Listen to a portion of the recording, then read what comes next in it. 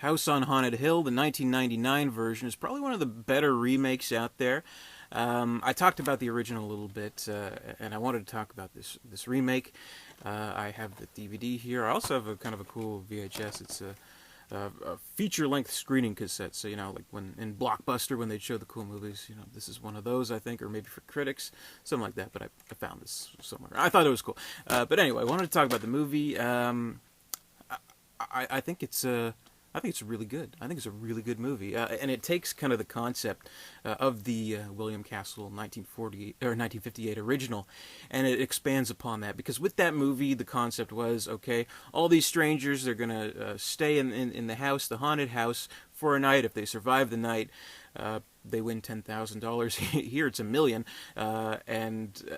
What the twist of the movie was, what it was finally, was that. There wasn't really anything supernatural going on, but there was kind of a very serious tiff between husband and wife, Vincent Price and his wife, and they were trying to kill each other, basically, and that's kind of what it all amounted to. Nothing supernatural going on. This version, absolutely supernatural, and it's the same concept. $1 million, you stay the night, you win.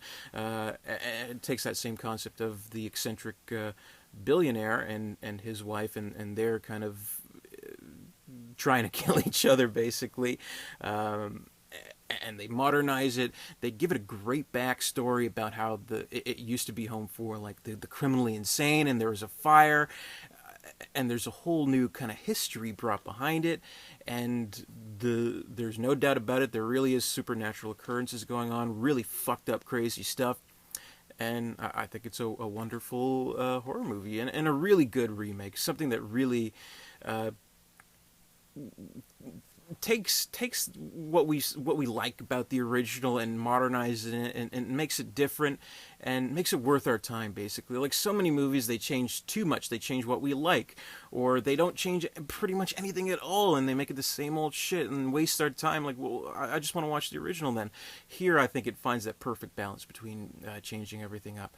And I do think it's a really good cast, particularly Geoffrey Rush, whose name is Price, kind of in honor of, I forget the character, Harry Price, something like that. Stephen Price, who's this mogul who owns like all these amusement parks, and he's into thrills and all that. And what bigger thrill than spending the night in a haunted house, right? And he kind of devises this plan along with his wife, who kind of requests it. And they're supposed to be people they know, supposed to be friends, but the house apparently writes its own list and brings all these random strangers together.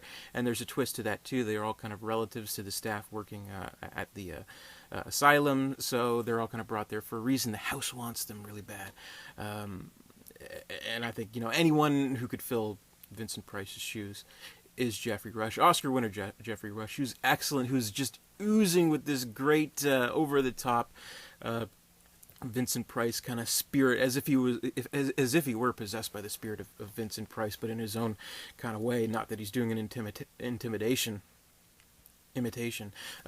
but he's great. Everyone's great. I mean, we have Famke Johnson, yikes, of course, from the X-Men movies, Goldeneye. She's great as this kind of femme fatale kind of character. She's excellent. Taye Diggs, and we have Peter Gallagher and his eyebrows, and we have Chris Kattan, which is very interesting. I don't think he's ever done like more serious, kind of straightforward type of work other than this. It's kind of fascinating to see him in this role, and he's kind of the key character to the movie, because he I forget the exact connection he has with the house, but I think it's like he owns it or something like that. He worked in there, and he's kind of working as the guide. He explains the whole history of the house so everyone knows, but he knows the straight dope that it's an evil fucking house, and he wants to get out of there, but the house won't let them because it shuts down and barricades overnight. And they're like, hey, we're not going to make it through the night. And they go through this labyrinth of all this kind of torturous kind of chambers and all this history of the house. And it's done in a really great way. And it is kind of like a classic haunted house type of concept. And when we do get kind of to the parts of the movie where they incorporate the special effects, kind of like this ghostly fog almost, and it's like definitely 90s effects, 90s CGI kind of stuff. But I think I was watching it recently, and I do think it holds up only because it's so abstract. Like it looks like a Rorschach painting come to life, and like you see like the faces of the people in it, and it's pretty cool. So I think it holds up despite it doesn't look perfect, but just because it is so surreal looking to begin with. I don't think you could say like it's not like whatever like the ghosts in the Haunting, if you remember that, like those look really bad by today's standards, but here I think they get away with it.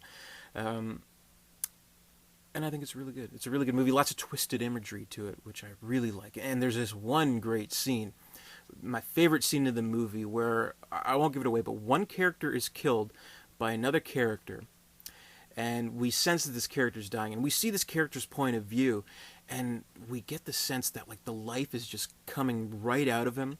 Like we see the other character through his point of view, like holding a knife or whatever, and they're just going further and further away from his vision, and like the iris of the camera is like moving like this. It's so good and so creepy. I thought that was a brilliant death scene, and yeah, I'm very enthusiastic about this movie. It's a perfect double bill with the original because it switches so much about it, but keeps so much of the same spirit. But I'll say I think it's better. I think it's better than the original. I love the original. I love Vincent Price, but I think it's an improvement. I think it's the version I prefer. So take that however you want. But that's my review of House on Haunted Hill, 99 version. And be sure to comment, rate, subscribe, all that good stuff. Visit Derek237.com. More horror movie reviews to come.